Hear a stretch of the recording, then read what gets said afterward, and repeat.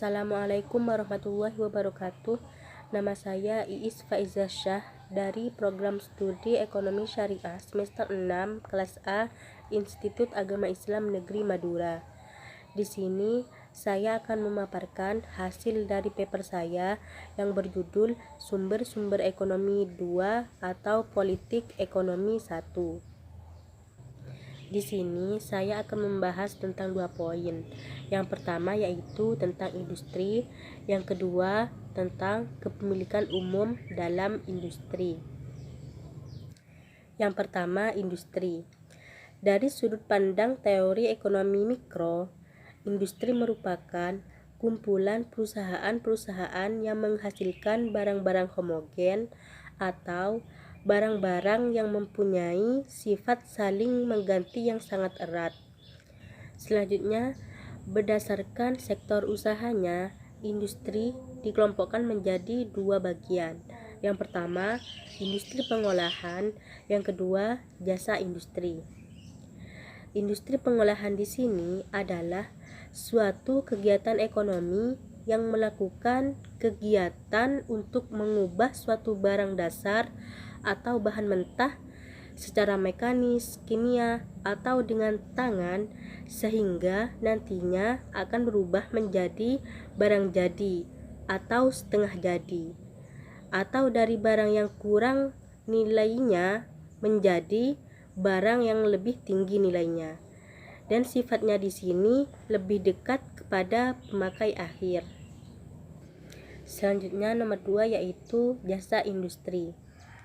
Jasa industri di sini adalah kegiatan industri yang melayani keperluan pihak lain. Nah, pada kegiatan ini bahan baku disediakan oleh pihak lain, sedangkan pihak pengolah hanya melakukan pengolahannya dengan mendapatkan imbalan sejumlah uang atau barang sebagai balas jasa. Contohnya di sini seperti tukang jahit. Selanjutnya yaitu poin B, kepemilikan umum dalam industri. Kepemilikan atau milik adalah penguasaan seseorang terhadap harta sehingga ia mempunyai otoritas atau kewenangan terhadap harta tersebut. Sedangkan kepemilikan umum adalah izin asyari kepada suatu komunitas untuk bersama-sama memanfaatkan suatu benda.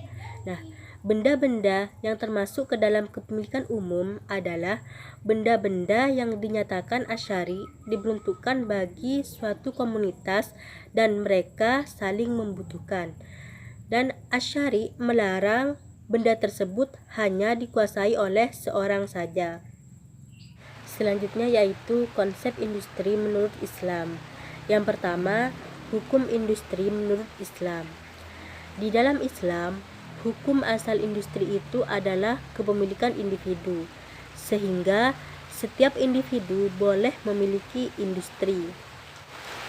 Meskipun demikian, boleh tidaknya seseorang memiliki dan mengembangkan industri tergantung kepada produk yang dihasilkannya. Jika suatu industri menghasilkan produk yang hukumnya haram, seperti industri minuman keras, maka industri tersebut tidak boleh dimiliki dan dikembangkan. Selanjutnya, hukum industri kepemilikan umum. Memproduksi barang-barang yang termasuk dalam kepemilikan umum seperti penambangan minyak tanah, ia termasuk kepemilikan umum. Artinya, produksi sesuatu yang tidak boleh dimiliki individu-individu secara langsung. Nah, dengan demikian, memproduksi barang-barang yang termasuk dalam kepemilikan umum juga haram. Tidak boleh memproduksi sesuatu yang termasuk kepemilikan umum supaya nantinya itu menjadi kepemilikan individu. Sebab dengan itu berarti potensi eksistensi kepemilikan umum telah hilang dari barang-barang tersebut. Jika khusus memproduksi barang-barang yang termasuk kepemilikan umum, maka barang hasil produksinya adalah kepemilikan umum. Contohnya, pabrik penambangan barang-barang tambang seperti emas, besi, minyak tanah, dan lainnya. Maka pabrik ini termasuk kepemilikan umum. tidak tergolong kepemilikan individu. Individu dilarang untuk memilikinya. Jika pabrik itu memproduksi bahan-bahan yang tidak tergolong dalam kepemilikan umum, maka pabrik itu tetap pada hukum asalnya, yakni kepemilikan individu. Mungkin hanya itu yang dapat saya sampaikan, kurang lebihnya mohon maaf. Wassalamualaikum warahmatullahi wabarakatuh.